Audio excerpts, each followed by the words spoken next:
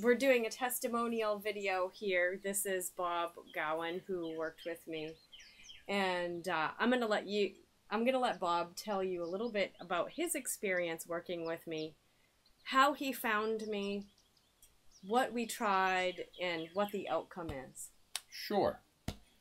This has been an experience and a half for me because it's taken a while, not because of Heather, but because of me dragging my feet, partly because I was working a lot and partly because the switch to hand controls is going to be difficult to anybody because you feel like it's not what you're supposed to be doing. You're supposed to drive with your feet and steer with your hands, and that's it. And so I'm sure that was part of it for me, finding ways not to move forward. I was referred to Heather, from AAA, from AAA originally, Susie Kelly, who did my evaluation. Anyone that is in a situation like I am, first thing you do is get an evaluation. And there are two pros that I know about, Susie Kelly and Heather here, who I ended up working with out of Brunswick. And it was a matter of trial and error to find what would work for me and what wouldn't. Will you talk about why you even got a driving evaluation in the first place? Because I'd had several near misses, and I have MS, and I have right foot drop and right side weakness, and I had a couple of near misses, and I did hit my friend Martha's porch when I was backing up.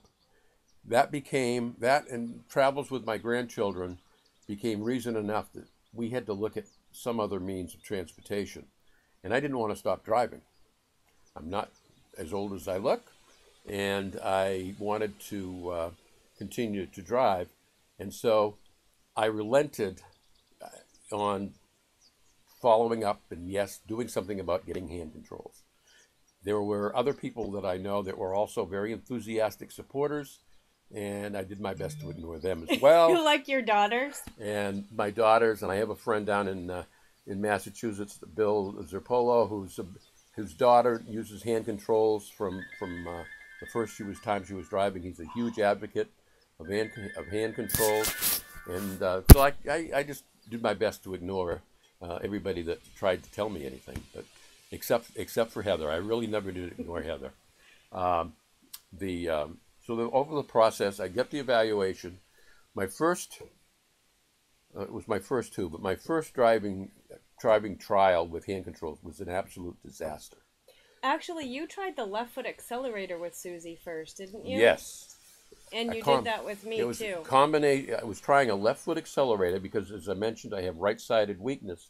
Left side is as normal as I get. And it seemed like that Susie actually was the one that made the determination that would seem to be the obvious choice, just to not to use hand controls specifically, but to use a left-hand accelerator. Susie referred me to Miss Heather, and that was a very good thing for me. Because Susie knows that I have adaptive equipment, and I continue on doing driving training with people. So she knew that I had a left foot accelerator and hand controls. So that's why she referred you to me. So I met up with Heather, and the first experiment was with the left-hand accelerator. I guess that left foot accelerator.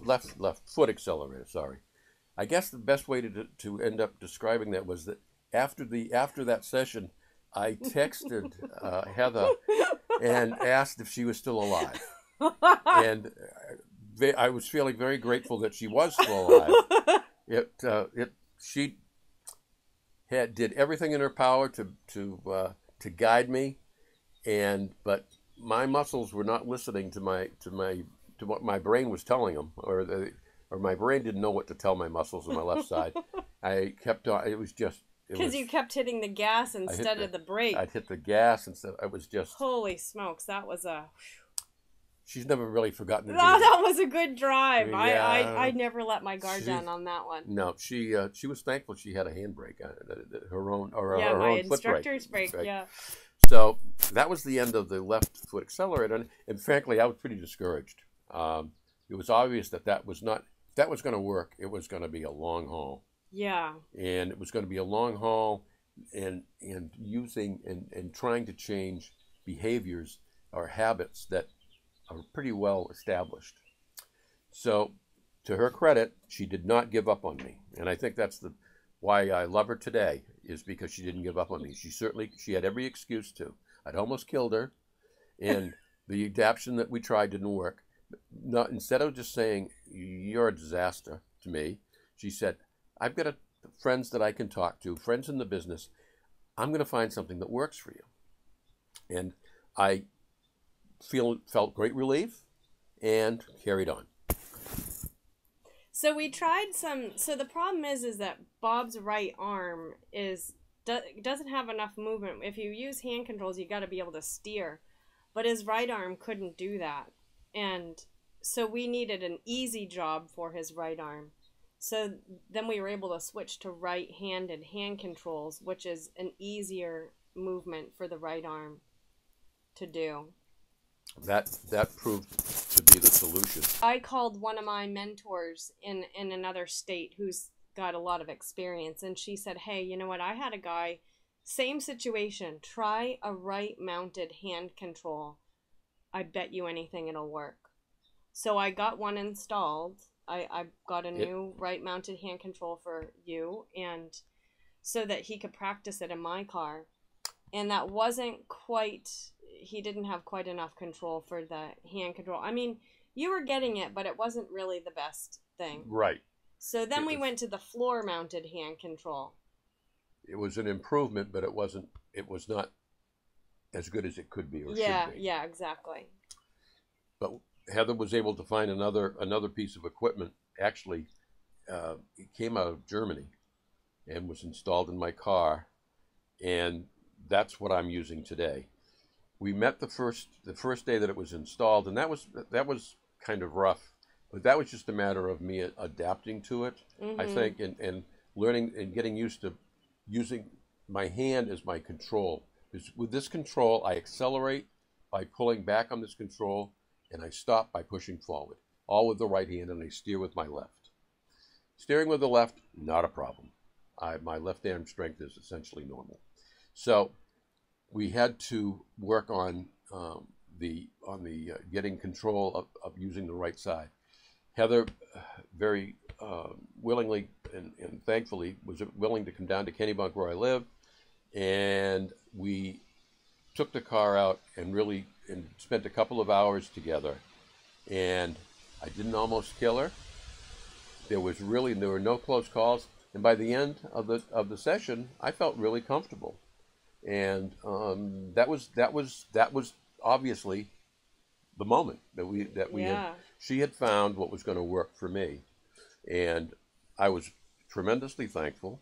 I had it installed in my car, ready to go, but now she tells me, you have to take a driver's exam. Oh, I have to take a driver's exam. Well, I took a driver's exam when I was 15 years old, which was a couple of years ago, like 54 to be exact, 53 or 54 years ago. And it was a little daunting to consider that I was going to have to do a driver's test. But in the state of Maine, that's part of the deal. And I wanted to be legal. If I was going to go through this whole thing, I was going to be legal. Of course, Heather wouldn't have it any other way. It wasn't like I had an opportunity to do it any other way. So I said, okay, made the appointment. And I want to make a point about Amy, the driving the state road examiner. She was fabulous. She does all of right now, part of her job is to do all of the hand control exams. Okay. She has a great handle on who she's dealing with. She knows she's dealing with somebody that probably took a driver's test 50 years ago and doesn't treat them like they were a teenager. And I can't say enough good things about her, about making me comfortable about what I was doing, getting all the work done. And she was honest at the same time. She said, sometimes I have to fail people. You have to parallel park. That was part of the ordeal as well. You have to parallel park, but I'm good as long as you're not on the curb or out in the road. I'm good. And she was true to that. She was fabulous. I did pass the exam, making me feel like I was a lot smarter than I am. And I'm today totally using hand controls. Thankful for that I met Heather and that she was able to do what she did for me, and that I didn't resist too strongly about trying to do something, because I'm driving my grandkids around. You got to understand, I can drive 2,000 to 2,500 miles a month because of work, between work and the kids, boys playing baseball and whatever. And so I put a lot of miles on it, and this car was an important part of my life. I dreaded the possibilities of what was going to be the option if it became too unsafe for me to drive. And Heather basically made that go away for me. I guess my sermon about this is, a lot of things happen to us as we age. Some of us maintain a fair amount of brain power and are able to continue to think and talk on their own, but their bodies let them down. In my case, my nervous system is shot. In other cases, it might be arthritis. It might be any number of conditions where you're fully functional, fully able to drive, realistically with your mental capacity, but your physical capacity is letting you down. People like Heather, occupational therapists with a specialty in driver education and hand controls, can really solve a lot of problems. I had no idea of what this field was like. She's doing very important work. People don't understand the options, and that's part of why I wanted to sit down with Heather today and do my thing to let people know there are options out there if you want to continue to drive. You don't have to give in because physically there are issues. There are adaptions that are available, and there are experts out there that can make it work for you. And the research says the longer you stay active, the more you avoid mortality and morbidity, the more you avoid being sick and dying by being active and being part of the community and continuing your activity. And that's really what this is all about. And this is why I'm so thankful to Heather, is she's reopened that door for me as I was seeing it slowly shutting on me. As I see that door starting to shut and starting to consider what my alternatives were, she reopened the door for me. And that's a huge deal.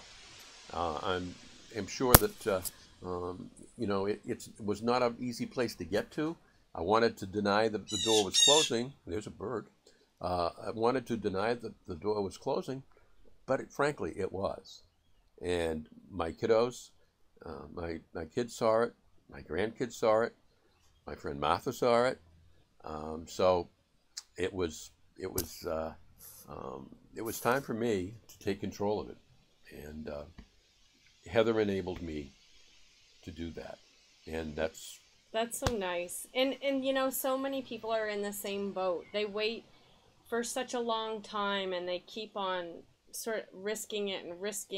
And but once you can get the hang of the adaptive equipment, it's so much safer. Don't you feel safer? Oh, yeah. The degree to which it reduced risk for me, or my presumed risk, is amazing to me. I just felt totally different about going out and driving, and part of that is that I had learned to, besides following the rules of the road, I had to really pay attention to what I was doing with my own body, because I couldn't rely on instincts anymore. Instincts were starting to fail me, and the hand control, in my case, alleviated that situation. All I had to do was learn the right hand controls, and that really was amazingly easy, considering what it could have been. So, yeah, and you'll be able to. So this equipment that we got, Bob, is something that will work with you for as long as your right arm is able to do that. Exactly. And then we can cross another bridge when we get to it. But for now, that's safe, and he has enough strength and control in that right arm, and it's way safer than having him use his right foot. The degree of to which risk is reduced, and I tell you, after this last weekend in Maine, when there was a quadruple fatality in Berwick, there was a double fatality on 302, I believe. It can be a dangerous world out there, and you really have to pay attention. And if you don't have to worry so much that you're not going to physically be able to do the work, it's that much better. Yeah. I mean, nothing reduces risk completely, but you certainly can improve it to feel more safe and to feel safer out there.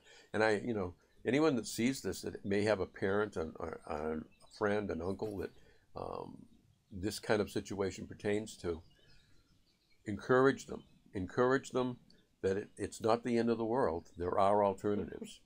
There really are. My own father gave up driving when he was fairly young because basically, physically, mentally, he was fine. But he was afraid of causing an accident and hurting somebody. And that's what it comes down to, really. Yeah. It comes down to not just the accident, but come down to you could hurt or maim or kill someone because of your stubbornness. Yeah. And that's a tough one. That's a real tough one. And that's enough to let you get you looking. I think the news is there are alternatives. There are other things out there. There are people out there that can help and make a difference, so that you don't have to suffer in silence. And you can stay connected to the people and the places that you love. So I hope you'll check out Pathways Rehab Services, and feel free to give me a call. I'm always happy to talk on the phone to answer questions. A lot of times family members or patients have questions, and we can resolve a lot of that over the phone, and just so that you know what it all entails and what to expect for yourself. I think the reason I was excited about doing this is I'm very passionate about this because I think it applies to a lot of people, and I think it can essentially save lives in not only of drivers but of victims that might be in a car accident because of situation not being resolved. My neurologist in Boston said, "Bob, you're going to run into a pizza shop and kill somebody." That happened down in Newton, I think it was. Yeah. And that was her way of saying, you got to do something about this. Mm-hmm. You got to listen to Martha. You got to listen to your kids. You got to pay attention. You got to listen to yourself and say, you got to do something. Yeah. Well, I'm so glad you did, and now it's so much easier for you, and you can have more fun now. It will be a lot less stressful driving. Yep. I told Heather earlier, I spent Saturday on the road running grandkids back and forth, and I felt very comfortable doing it. I started at 7 o'clock in the morning, and I didn't get home till 9:30 at night, and I was comfortable doing it. I didn't worry that my body was going to let me down. That's great. Thanks for sharing your story. You're very welcome. It was a real pleasure. Thank you. You're welcome.